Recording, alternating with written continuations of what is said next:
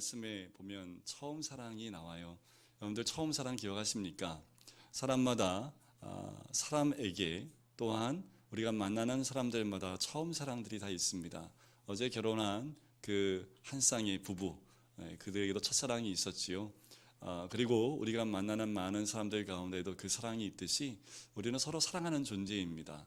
그런데 세상에서는 그렇게 얘기를 하지요. 사랑은 움직이는 거야 하면서 이상한 말들을 해요. 그만큼 사랑은 끝까지 가야 되는데 중간에 바뀌기도 하고 연약해지기도 하고 식기도 하고 그렇게 되지요. 그래서 한번 생각을 해봤어요. 변함이 없는 사랑이 뭘까? 하나님 사랑이 변함이 없지요. 이 세상에서는 모든 사랑이 다 변하지만 하나님의 사랑은 변함이 없습니다. 그럼 우리들 가운데 있는 사랑 가운데, 우리 사람들 가운데 있는 사람들 가운데 변함이 없는 사랑이 뭘까 생각을 해봤더니 어머니 사랑밖에 없더라고요. 저희 어머니는 제가 걷기 시작할 때부터 지금까지 변함이 없이 항상 만나면 하시는 말씀이 있습니다. 밥 먹었니? 차 조심해라. 요 두 마디는 항상 전화드리면 밥은 먹고 사니? 항상 다닐 때 차 조심해야 된다. 이 말은 어릴 때부터 지금까지 변함없이 한 30년 넘게 들어오는 이야기인 것 같아요. 그만큼 어머니들은 자녀들의 사랑이 변함이 없습니다. 아기로 태어났을 때의 모습부터 시작해서 다 커서 자기가 스스로 큰 것처럼 자기 멋대로 살아가는 그 자녀들의 모습을 보면서도 또 어머니들은 그 사랑이 변함이 없는 모습이 우리 어머니의 사랑의 모습이 아닐까라는 생각이 듭니다. 오늘 주님은 우리에게 주님을 향한 그 사랑이 회복되기를 주님이 원하십니다. 요한계시록은 아시아에 있는 7교회에게 쓴 편지입니다. 요한계시록을 보면 처음 부분에 나오는 부분이 연약하고 완전하지 못한 7교회의 모습들이 등장을 해요. 그리고 뒤로 갈수록 완성된 하나님의 교회, 그리고 하나님의 창조의 목적대로 회복되어져 있는 그 교회의 모습이 완성된 모습이 등장을 합니다. 이때 당시에도 교회가 7교회만 있었던 게 아니에요. 굉장히 교회가 많았거든요. 그런데 주님이 특별히 아시아에 있는 7교회를 지목한 이유가 있겠지요. 그것은 뭐냐 하면 이 7교회가 지상에 있는 모든 교회를 대표할 수 있고 대변할 수 있는 교회이기 때문에 그렇습니다. 이 교회에게 하나님이 칭찬도 하셨고요. 또한 책망도 하셨고요. 약속의 말씀도 포함하고 계시지요. 7교회에 대해서 이렇게 말씀을 전해주시면서 시대가 가고 또 가고 또 가도 이 많은 교회들이 늘어나도 변함없이 7교회에게 주신 이 말씀이 곧 우리에게 주신 말씀, 우리 금강교회에게 주신 말씀인 줄 믿습니다. 자, 오늘 본 말씀에 이 에베소는 어떤 도시냐 하면 굉장히 큰 항구 도시였습니다. 당시에 소아시아에서는 가장 큰 항구 도시인데 이때 주민이 약 25만 명에서 30만 명까지 모여있던 도시입니다.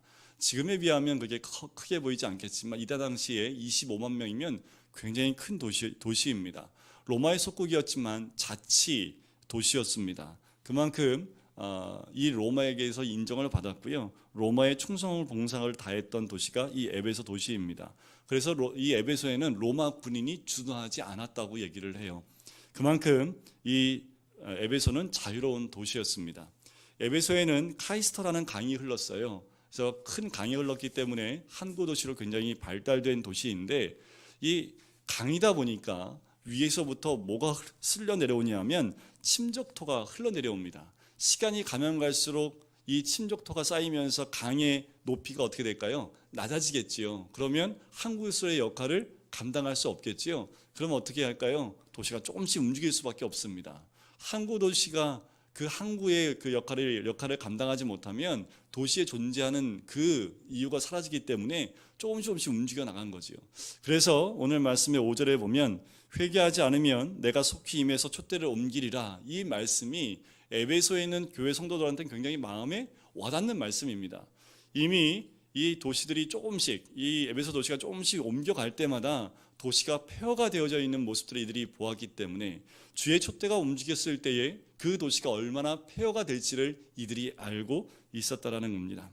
에베소는 특별히 아데미 여신이라는 우상을 섬겼던 도시가 이 에베소 도시입니다. 오죽하면 아데미 여신을 만들어서 팔았지요. 그런데 사도 바울이 들어가서 이들 가운데 복음이 들어갑니다.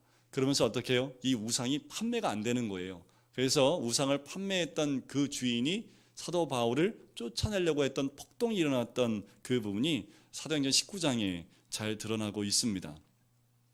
에베소는요, 사도 요한이 또한 사역했던 도시이기도 합니다. 그곳에서 붙잡혀서 반모섬이라는 곳으로 유배가 되게 되지요. 그곳에 예수님의 어머니였던 마리아도 함께 에베소 도시에 살게 됩니다. 지금 여러분들 그 터키의 에페소스라는 에베소에 가시면 예수님의 어머니 마리아를 기념하는 그 교회가 세워져 있어요. 천주교에서 세워놨는데요. 사도 요한은 에베소에서 60마일 떨어져 있는 반모섬에 유배가 됩니다. 그곳에서 편지를 쓰게 되는 거지요. 7교회에 보내는 편지, 그 가운데 오늘 우리가 읽은 그 편지는 첫 번째 해당이 됩니다. 우리 1절 말씀을 다시 한번 읽어볼까요? 1절 말씀입니다. 시작. 에베소 교회의 사자에게 어떤 사이를 거니시는 이가 이르시되. 자, 예수님이 예수님의 모습을 표현하는데 이렇게 합니다. 오른손에 7뼈를 붙잡았대요. 이 7뼈는 교회 리더들을 의미합니다. 금초 때는 교회를 의미하는 거지요. 그러니까 우리 예수님 어떻게 해요? 교회 리더들과 교회를 붙잡고 계시는 분, 바로 교회는 사람의 손에 달려있는 것이 아니라 우리 주님의 손에 달려있다는 것을 우리 주님이 1절을 통해서 우리에게 말씀해 주고 계시는 거예요. 교회는 사람들이 모이는 곳이지만 사람에 의해서 좌우되는 것이 아니라 이 교회는 누구의 교회입니까? 하나님의 교회라는 거죠. 우리 주님의 교회라는 것을 1절을 통해서 말씀하고 있는 거예요. 내가 너희 교회를 붙잡고 있다라고 말씀을 하시는 거지요. 또한 사도행전 9장에 보면 사도 바울이 사울이었을 때 다메섹 도성에서 예수님을 만납니다. 그때 예수님이 이렇게 이야기하시죠. 사울아 사울아 내가 어찌하여 나를 박해하느냐라는 거지요. 사울이 예수님을 박해한 적이 있습니까? 아니요. 사울은 예수 믿는 교회와 성도들을 박해했지요. 그런데 예수님은 나를 박해했다라고 이해하십니다. 그 말은 예수님과 교회를 하나라고 보시는 거예요. 내가 교회라는 거지요. 내가 성도라는 겁니다. 곧 교회를 박해하고 성도를 박해하는 것은 곧 누구를 박해하는 거예요? 우리 예수님을 박해하는 것과 같다라는 거지요. 그러니까 우리 건강교회는 곧 누구예요? 예수님이라는 거지요. 우리 성도님들이 다 누구예요? 예수님입니다. 믿으셔요. 성경에 나오면 우리 성도님들을 다 우리 예수님은 나라고 이야기를 하십니다. 영광이지요. 그만큼 우리 교회를 우리 성도님들을 사랑하고 계신다는 말씀입니다. 그러면서 우리 주님이 에베소 교회를 칭찬을 하십니다. 2절과 3절 말씀을 한번 보실까요? 내가 내 행위와 수고와 내 인내를 알고 또 악한 자들을 용납하지 아니한 것과 자칭 사도라 하되 아닌 자들을 시험하여 그의 거짓된 것을 내가 드러낸 것과 또 내가 참고 내 이름을 위하여 견디고 게으르지 아니한 것을 아노라. 자, 2절과 3절 가운데 보면 반복되는 단어가 딱 하나가 있습니다. 뭐가 반복이 될까요? 안다라는 거예요. 안다. 내가 다 알아.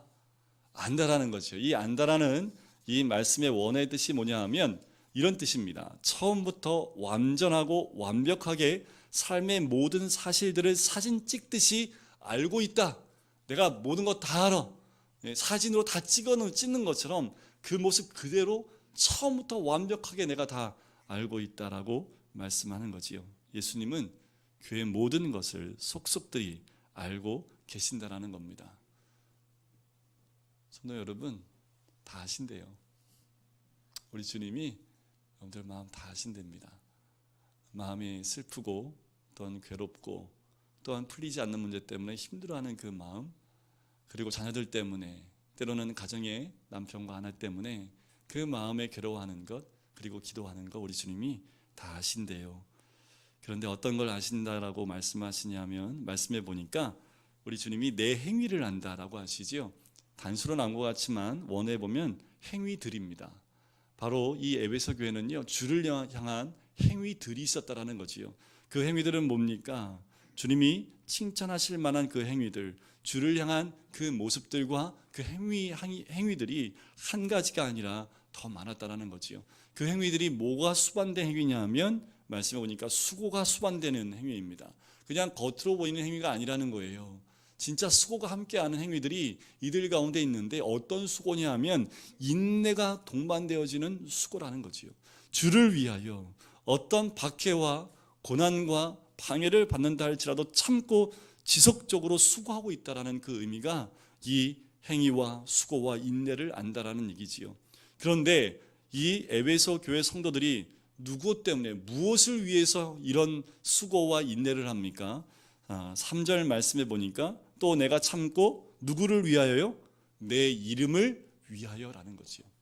이 에베소 성도들은요, 다른 것이 아닙니다. 주를 위하여, 주님의 이름을 위하여 이런 실천과 이런 수고와 인내가 있었다라는 거지요. 이들의 욕망이나 야망을 위해서 한 것이 아닙니다. 자신들의 욕심을 채우기 위해서 한 것도 아니고요, 자기의 생각을 이루어 나가기 위해서 한 것도 아니라 오직 예수님의 이름을 위해서 했던 사람들이 에베소 교회 성도들입니다. 우리 교회 성도님들 구석구석에서 섬기는 모습들이 있습니다. 저는 목사이지만 사람이기 때문에 여러분들이 섬기는 걸 다 눈으로 확인할 수가 없어요. 하지만 우리 주님은 우리 성도님들이 구석구석 한 가지 한 가지 보고 있는, 그리고 섬기고 있는, 헌신하고 있는 것들을 우리 주님이 다 안다라고 말씀을 하시는 거지요. 교회를 사랑하고 주님을 사랑하는 것, 교회를 사랑하는 것이 곧 주님을 위하여 하는 것이기 때문에 우리 성도님들이 얼마나 교회를 섬기고 있고 사랑하시는지를 우리 주님이 다 알고 계시는 줄 믿습니다. 그러니까 다 아신대잖아요, 그죠? 누가 알아줘 이거를, 이렇게 생각하지 마시고 우리 주님이 다 아십니다. 용인에서 오시는 거 다 알아요. 남양주에서 오시는 거 다 알고요. 사방에 서울 경기도권에서 오시는 거 우리 주님이 다 아시지요. 때로는 너무 멀리서 오다 보면 아휴, 내가 이런 거 누가 알아? 누가 알게 우리 하나님이 아시지요. 네, 여러분들 우리 성도님들 한 분 한 분이 힘들고 어려운 가운데 주를 섬기고, 어려운 가운데도 헌금을 하시고, 어려운 가운데에도 나와서 청소하시고 섬기는 그거 우리 주님이 다 아시는 줄 믿습니다. 자, 이 에베소 교회에 또 무엇을 아신다라고 얘기하시냐면 말씀이 있었던 교회이고요, 교리가 있었던 교회입니다. 에베소 교회에 리더로 섬겼던, 목회자로 섬겼던 사람들의 이름을 제가 한번 말씀드려 볼게요. 처음에 에베소의 교회를 세웠던 사람이 누구냐면 사도 바울입니다. 이건 우리가 다 알고 있지요. 그런데 그 다음에 이 에베소를 섬겼던 사람이 누구냐면 디모데입니다. 사도 바울의 제자였지요. 그 다음에 아볼로가 섬겼고요, 그 다음에 브리스길라와 아굴라가 섬겼습니다. 그리고 맨 마지막에 사도 요한이 섬겼던 교회가 에베소 교회지요. 대단하지 않습니까? 성경 신약에 보면 유명했던 사람들이 이 에베소 교회를 거쳐가지 않은 사람이 없습니다. 그만큼 이 에베소 도시는요, 많은 유명한 사역자들이 들러서 말씀으로 양육했던 도시이고요, 특별히 사도 바울이요 3차 전도 여행 때 이 교회를 세웠는데 2년 동안 두란노 소원에서 매일 5시간씩 2년 동안 교리 설교를 합니다. 여러분들 그 하루에 5시간이면 설교를 7편을 듣는 거예요. 하루에 매일. 주일날 설교 한 7편 들어보실래요? 제가 7편 해볼게. 네? 그런데 이 성도들은 언제요? 매일 7편 설교하는 사도 바울도 대단하지만 매일 7편씩 들으려고 모이는 이 성도들도 대단하지요. 몇 년 동안이요? 우리도 한번 해볼까요? 네? 매일 5시간씩 매일 모여서 한번 말씀 연구하고 교리 한번 듣고. 근데 이 설교 가운데 이게 듣기 좋은 설교도 아니고 교리 설교예요. 교리. 근데 교리 설교 언젠가 제가 할 텐데, 네, 이 시간은 안 하고요, 오후 예배 때 제가 교리에 좀 필요한 것들을 좀 제가 할 예정입니다. 교리 설교 한번 들어보시면 힘들어요. 교리 설교 하는 저도요 막 진땀이 납니다.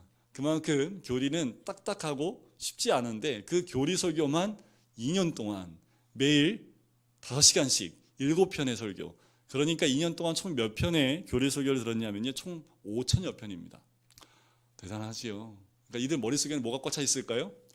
교리가 꽉 차 있는 거죠. 그러니까 어떻게 했을까요? 악한 자들을 용납하지 아니했고 자칭 사도라 하되 아닌 자들을 시험하여 그 거짓된 것을 드러낼 수 있는 실력이 이들 가운데 있었던 거지요. 왜 사도 바울이 2년 동안 이렇게 했을까요? 사도행전 20장에 보면 사도 바울이 이렇게 얘기합니다. 내가 가면 이리가 올 것인데 양들을 잡아갈 것이다. 그리고 또 뭐라고 얘기했냐면 너희들 중 가운데 제자들을 끌어 자기를 따르게 하려고 어그러진 말로 사람을 유혹하는 그 영혼들이 올 것이니까 너희들은 정신 차리고 기억하고 있어라 라고 사도 바울이 이미 얘기를 해줬습니다. 당시에 이 교회 상황이 어땠냐면요, 사역자들이 없었어요. 그래서 한 사역자가 한 교회에 길어야 2, 3년을 사역하고 다른 교회로 옮겨가야 됐습니다. 그래서 그때 당시에 이들을 뭐라고 했냐면 순회 전도자라고 얘기를 했습니다. 그러니까 사역자가 교회를 떠나고 나면 비어 있잖아요. 그래서 어떻게 하냐면 교회 안에서 감독자를 한 명 세웁니다. 평신도 가운데. 그래서 교회를 다스리게 해요. 그러다 보니까 평신도가 하다 보니까 문제가 생길 수 있지요. 교회들이 잘못된 사상에 넘어가는 교회들이 많았었습니다. 하지만 이 에베소 교회는 아주 투철하게 사도 바울에게 배웠던 그 말씀이 있었기 때문에 넘어지지 않는 그 교회가 이 에베소 교회였습니다. 우리 주님이 이것을 안다고 하는 거지요. 저는 이 말씀을 준비하면서 우리 교회도 어떤 거짓이나 이단이 들어와도 넘어지지 않는 교회가 돼야 되겠다. 또한 그렇게 되도록 해야겠다라는 마음의 다짐을 했고요. 우리 교회 성도님들은 넘어지지 않을 줄 믿습니다. 말씀 가운데 세워지게 될 줄 믿습니다. 말씀 가운데 있으면 절대로 넘어지지 않지요. 이렇게 행함과 바른 교훈이 있는데 그런데 문제가 생겼습니다. 그게 이제 4절 말씀에 나오지요. 4절의 첫 부분에 뭐라고 나와요? 그러나라는 거죠. 그러나 신앙은 없는 게 좋습니다. 참 잘했는데 그러나 이게 조금 그러나 뭘 버렸답니까? 처음 사랑을 버렸다라고 얘기하는 거지요. 처음 사랑을 다시 말하면 뭐예요? 첫사랑이죠. 첫사랑을 버렸다고 합니다. 첫사랑이 뭐겠습니까? 단순히 우리가 처음 사랑에 불붙어 일어났던 그 뜨거운 열정 이런 것들이 식었다는 얘기였을까요? 처음 사랑이 무엇인지 알기 위해서는요. 에베소서를 좀 보면 이 사랑이 뭔지를 알 수가 있습니다. 에베소서 1장 1절부터 15절 말씀에 보면 에베소 교회의 사랑이 나오는데 제가 좀 몇 구절 읽어드려 볼게요. 에베소서 1장 4절 말씀에 보면 이렇게 나옵니다. 곧 창세전에 그리스도 안에서 우리를 택하사 우리로 사랑 안에서 그 앞에 거룩하고 흠이 없게 하시려고 바로 우리를 창세전부터 택하셨대요. 7절에 보면 우리는 그리스도 안에서 그의 은혜의 풍성함을 따라 그의 피로 말미암아 속량 곧 죄 사함을 받았느니라. 바로 우리 주님의 속량과 구속함, 죄 사함을 받았다. 무엇을 따라서요? 그의 은혜의 풍성함을 따라서요. 13절에 보니까 그 안에서 너희도 진리의 말씀 곧 너희의 구원의 복음을 듣고 그 안에서 또한 믿어 약속의 성령으로 인치심을 받았으니 하나님의 놀라운 그 은혜에 대해서 사도 바울이 에베소 교회에 편지를 쓴 거지요. 15절에 이렇게 얘기합니다. 이로 말미암아 주 예수 안에서 너희 믿음과 모든 성도를 향한 사랑을 나도 들었다라고 하는 거죠. 이로 말미암아가 뭘까요? 1절부터 14절까지 나오는 그 모든 것, 바로 우리 하나님의 은혜와 구원이 무엇인지 말했던 그 모든 것으로 말미암아 그 그리스도 안에서 너희 믿음과 성도들 향한 사랑을 나도 알고 있다라고 이야기하는 거지. 이것이 에베소 교회의 처음 사랑입니다. 바로 너희의 사랑을 어떻게 하게 됐는지, 어떻게 하게 됐을까요? 하나님의 그 크신 은혜를 받고 보니까 그것이 너무 감격하고 너무나 감사해서 우러나오는 그 행위들, 그것이 이들의 처음 사랑이었습니다.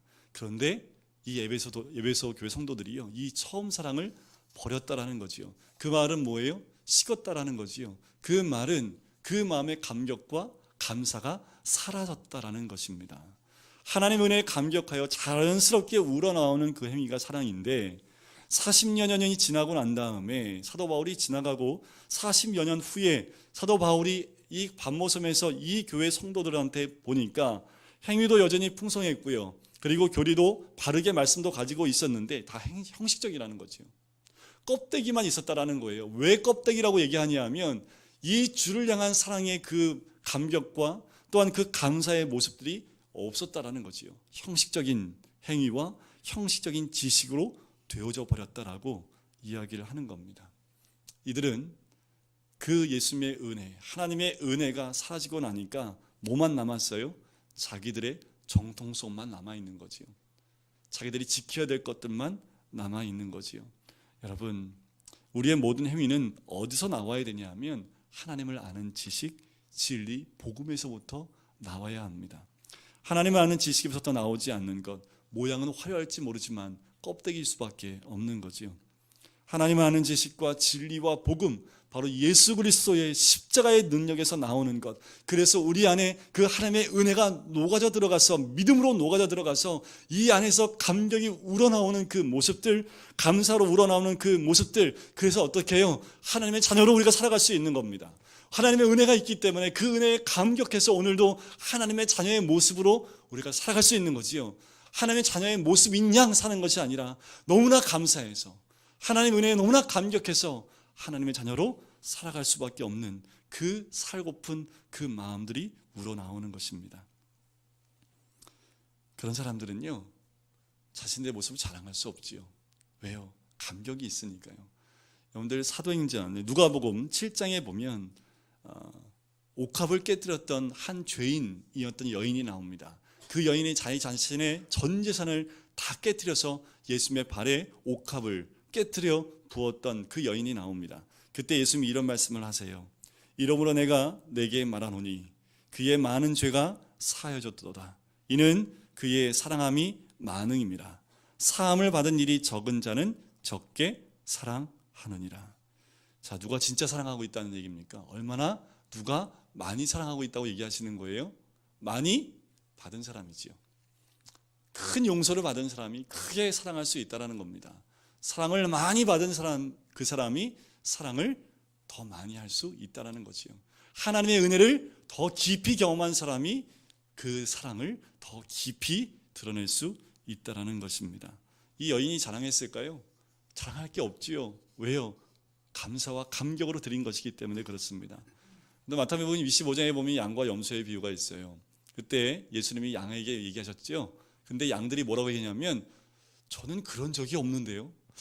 제가 언제 예수님 헐벗었던 것을 돌아봤습니까? 전 기억이 없는데요. 근데 염소들은 뭐라고 합니까? 너희는 나를 돌아보지도 않았고 딱 얘기하니까, 하나님, 내가 언제 안 했는데요? 한번 얘기해 보세요. 언제 안 했나? 제가 했잖아요. 좀 정신 차리고 한번 확인 좀 해보시겠어요? 양과 염소의 차이가 뭡니까? 기억하느냐? 안 하는 거지요. 자, 염소들은 기억을 한다는 얘기는 뭐예요? 손가락에 꼽을 만큼 했으니까 기억이 남는 거죠. 그죠? 근데 양들은요, 너무 많이 하니까 기억할 수 있는 게 없어요. 그러니까 주님 말씀하시니까 제가 그걸 다 했나요? 하면서 기억을 못하는 것. 그것이 양과 염소의 비유입니다. 우리가 꼭 기억해야 될 것. 우리 안에 은혜에 대한 감사가 있습니까? 그것이 있는 사람이 성도인 줄 믿습니다. 근데 정말 우리가 기억해야 될 것은 무엇이냐면요, 처음 사랑을 잃어버렸대요? 아니면 버렸대요? 4절 말씀해 보니까 처음 사랑을 버렸느니라 라고 하는 거죠. 이 말이 참 중요합니다. 버렸다라는 말은 내가 어쩔 수 없는 것이 아니라 내가 고의적으로 선택해서 버렸다라는 것을 의미합니다.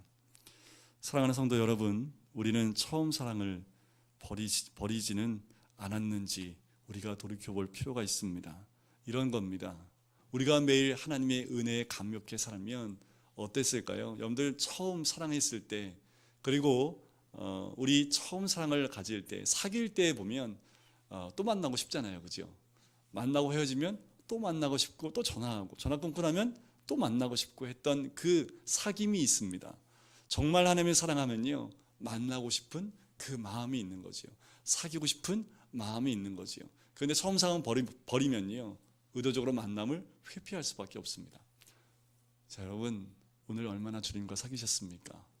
이번 한 주간 동안 주님과 얼마나 사귐의 시간들 가지셨습니까? 이 사귐을 공개적으로 이렇게 많은 사람들과 함께하는 그 사귐일까요? 사귐이란 1대1로 갖는 거잖아요. 주님과 얼마나 깊은 사귐의 교제가 있었는지 그것이 우리 삶 가운데 돌이켜볼 필요가 있는 거죠.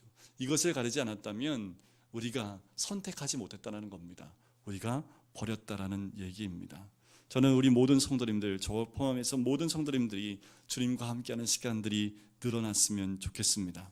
하루 일과를 시작하기 전에, 또한 마칠 때에도 늘 주님과 함께하고 사귀는 그 시간들, 영적인 식사를 우리가 놓치지 않는 우리 성도님 되시기를 주의 이름으로 간절히 축원드립니다.